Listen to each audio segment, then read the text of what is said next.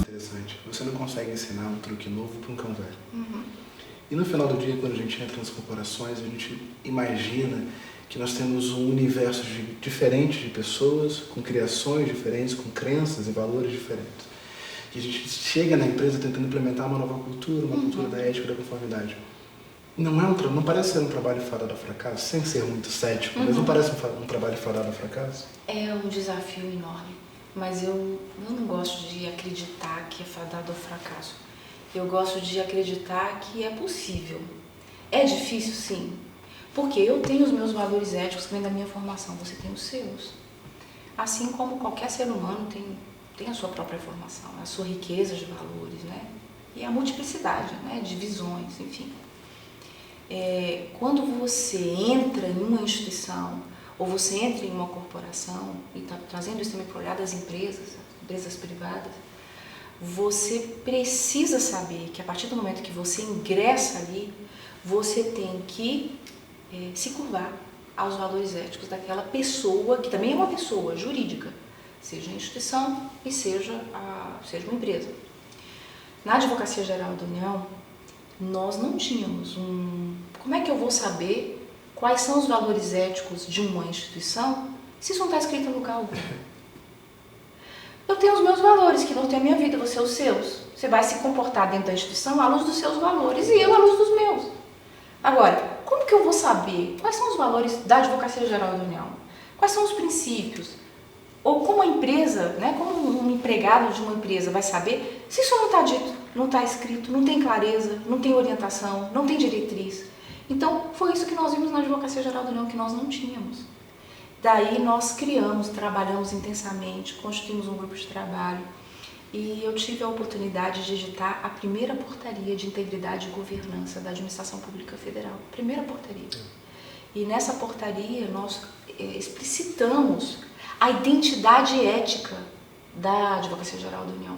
É um início de trabalho que pode, obviamente, ser aprimorado à luz do avanço dos processos de trabalho, das competências, né, institucionais que eventualmente venham a ser alargadas. Enfim, o fato certo é que aquela identidade estava ali marcada. Então, todos que faziam parte da cadeia sabiam que eles tinham que seguir exatamente esses mesmos valores. Então, se alguém tem algum desvio comportamental na perspectiva ética, deve saber que, olha, a casa tem esse norte. É exatamente esse que precisa ser seguido.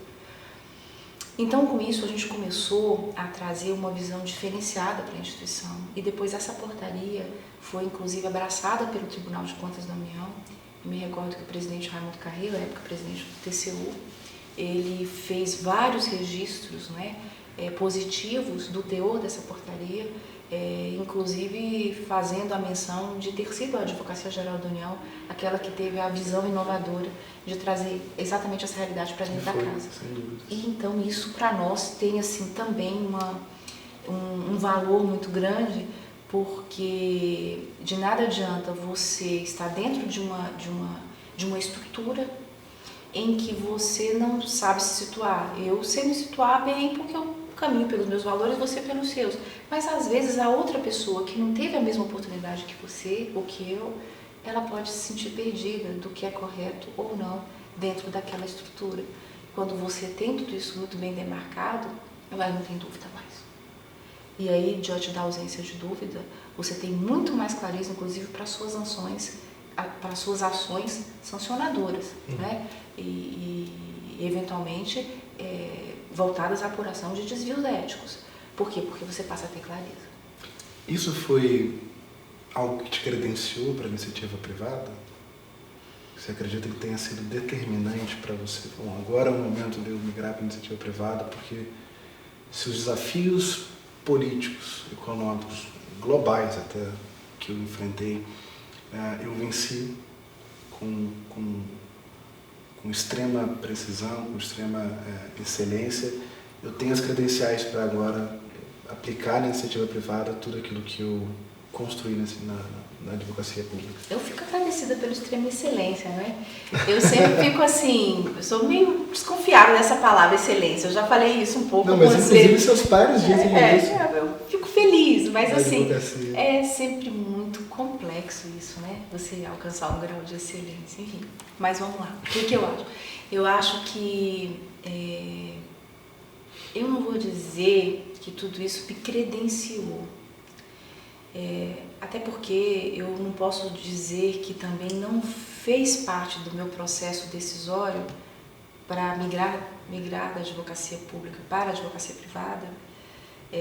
Eu não vou dizer que não fez parte do meu processo decisório um certo sofrimento, porque eu sempre tive muito amor pela Advocacia Geral da União. Sempre eu sei qual é o sentimento? Amor. Você vive aquilo, você se dedica, você doa o sangue, né? Porque você acredita firmemente que aquela instituição ela tem um braço muito forte, capaz de transformar o país num país melhor. Você enxerga na instituição uma aptidão diferenciada, com uma competência muito boa para construir um país melhor. Então esse foi o meu esforço.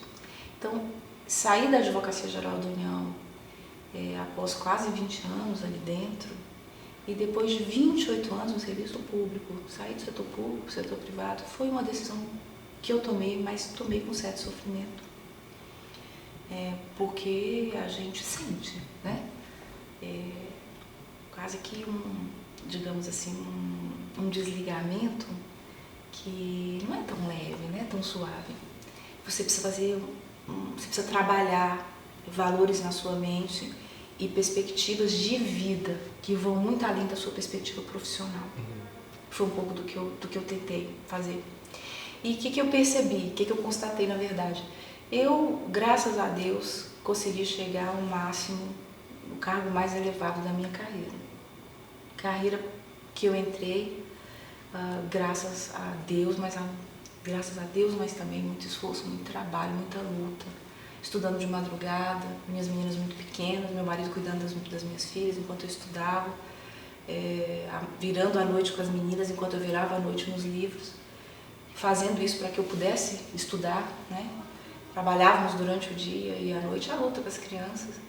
E tudo isso a gente passa o filme, né? Quando você vai se desvincular da administração pública, mas da instituição da qual você faz parte. Eu acho que tudo isso, todas essas experiências, essa riqueza que eu tive de vivência, mas em especial nos 2 anos e meio últimos como advogada-geral da União, eu acho que tudo isso fez parte de um projeto que vai muito além do meu, que eu acho que né? Acho que as missões que Deus vai colocando na vida da gente, e eu acredito firmemente que a minha missão na Advocacia Geral da União, de fato, tinha encerrado.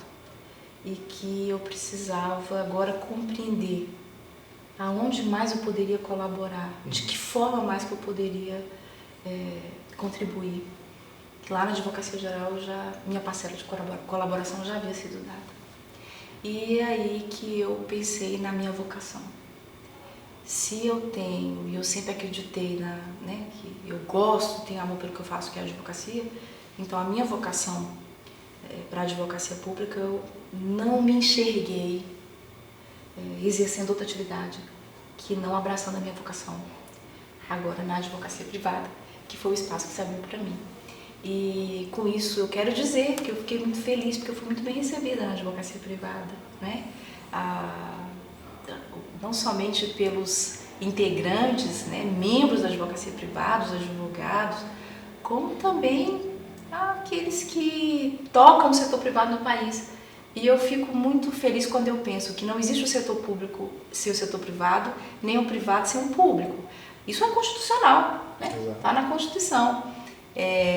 E obviamente, se eu já tive a riqueza da minha experiência no público, agora abre-se para mim a oportunidade também de abraçar desafios no setor privado.